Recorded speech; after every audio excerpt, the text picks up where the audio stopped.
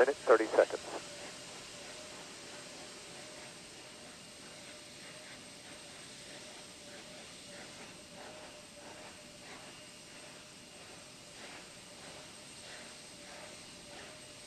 Sound suppression water system now being armed for release.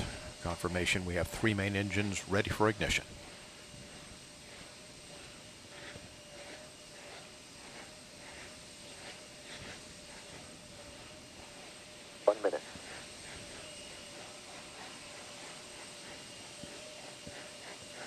Space Shuttle now on internal power.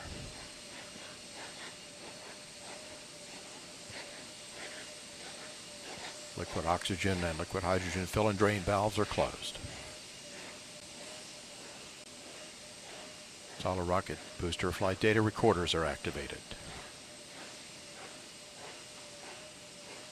And the handoff to Atlantis' onboard computers. Atlantis now in control of the countdown.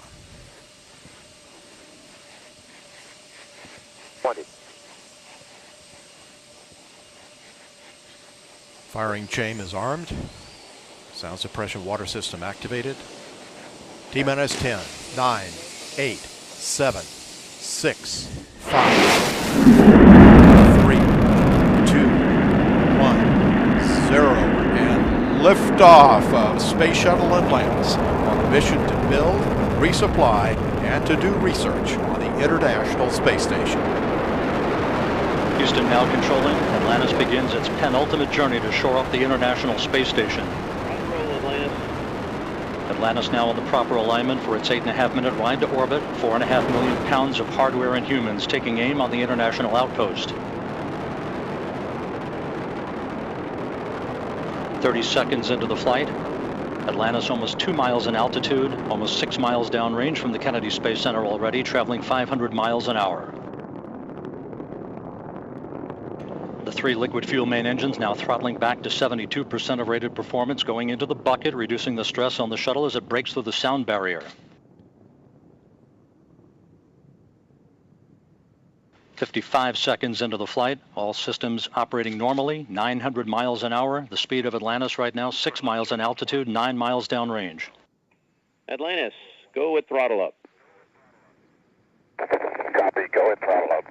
The throttle up call acknowledged by Commander Charlie Hobaugh, joined on the flight deck by pilot Butch Wilmore, flight engineer Randy Bresnik, and Leland Melvin. Seated down on the middeck are Mike Foreman and Bobby Satcher, kicking off their work week with a Monday commute to orbit.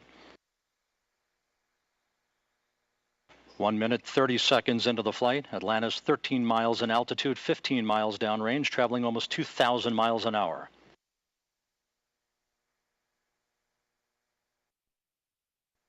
Three good auxiliary power units, 3 good fuel cells, 3 good main engines.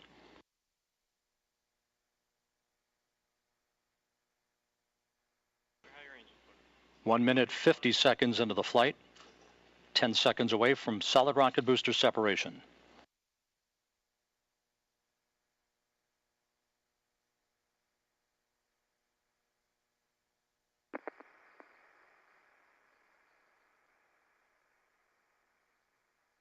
Booster officer confirms staging a good solid rocket booster separation. Guidance now converging. Atlantis steering into the center lane of Highway 129 en route to the International Space Station. 2 minutes, 20 seconds into the flight, 34 miles in altitude, 48 miles downrange. Atlantis traveling 3,200 miles an hour.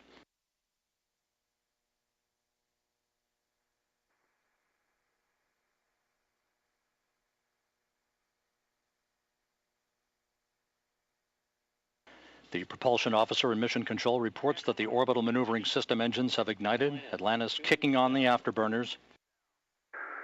Copy, 2 engine down. Atlantis flying on the singular power of its 3 liquid fuel main engines, draining about 1/2 ton of fuel per second from the large fuel tank. Coming up on the 3-minute mark into the flight, Atlantis 46 miles in altitude, 81 miles downrange, traveling almost 4,000 miles an hour.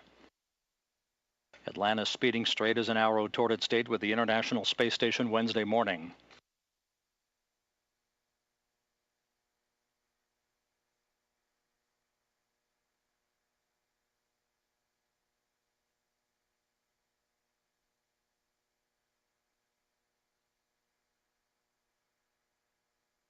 3.5 minutes into the flight, all of Atlantis' systems functioning by the book.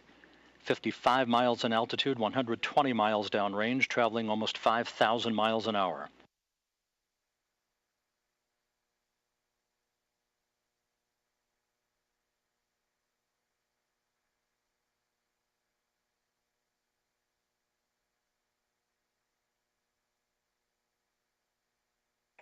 Atlantis, negative return.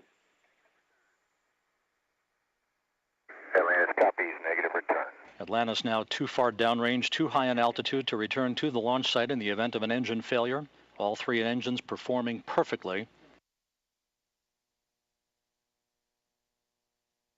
4 minutes, 20 seconds into the flight. Atlantis now 62 miles in altitude, 180 miles downrange, traveling almost 6,000 miles an hour. All systems performing normally. Atlantis on course, on track for its preliminary orbit.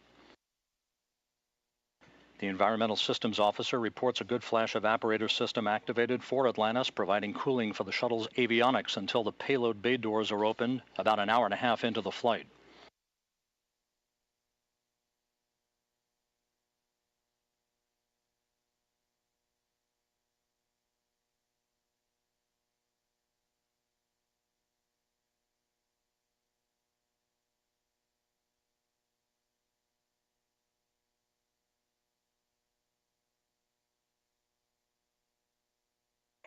Atlantis, press to ATO. Copy, press to ATO. That call up from Capcom Chris Ferguson indicating that Atlantis can now make minimal orbital altitude targets in the event of an engine failure. However, all three engines continue to perform normally, as do the auxiliary power units and the three power-producing fuel cells. 5.5 minutes into the flight, Atlantis now 67 miles in altitude, 312 miles downrange, traveling almost 8,000 miles an hour. Thanks for single engine ops 3.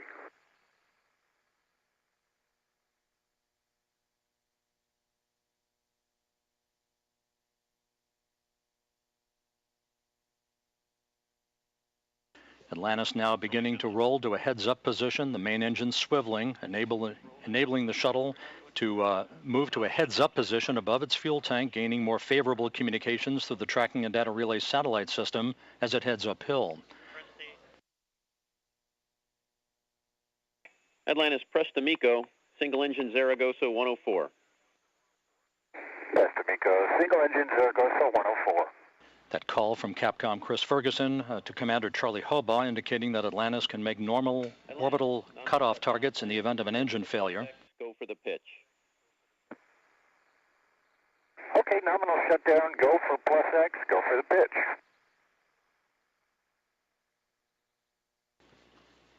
Now 6 minutes, 45 seconds into the flight. Atlantis 66 miles in altitude, almost 500 miles downrange from the Kennedy Space Center, traveling almost 11,000 miles an hour. 90 seconds left in powered flight. Atlantis, single engine press 104. Single engine press 104.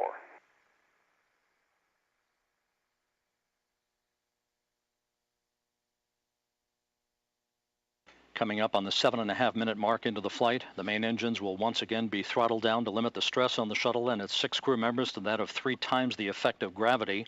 Atlantis approaching a speed of more than 4 miles a second. At the time of main engine cutoff, a minute from now, Atlantis will enter its preliminary orbit at a speed of 5 miles a second.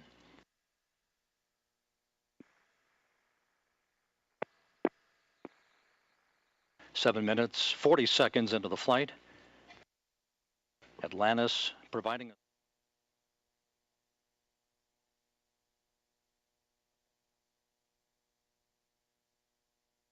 8 minutes, 10 seconds into the flight.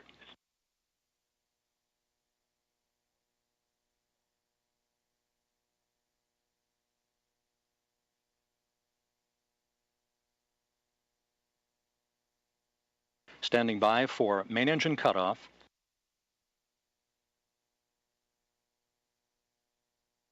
Main engine cutoff confirmed by the booster officer, standing by for external tank separation.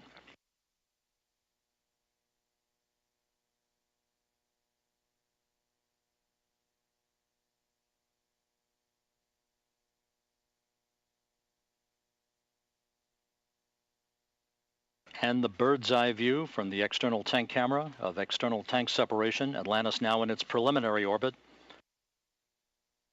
Commander Charlie Hobaugh will now maneuver Atlantis so that cameras embedded in the shuttle's umbilical well can perform photography of the discarded external fuel tank.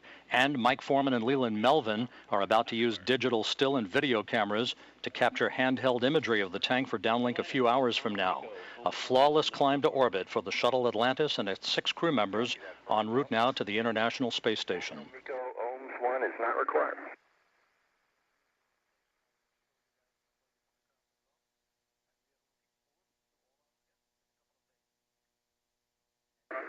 Fergie, we'll meet you in the post ohms 1. And we'll see you there, Scorch.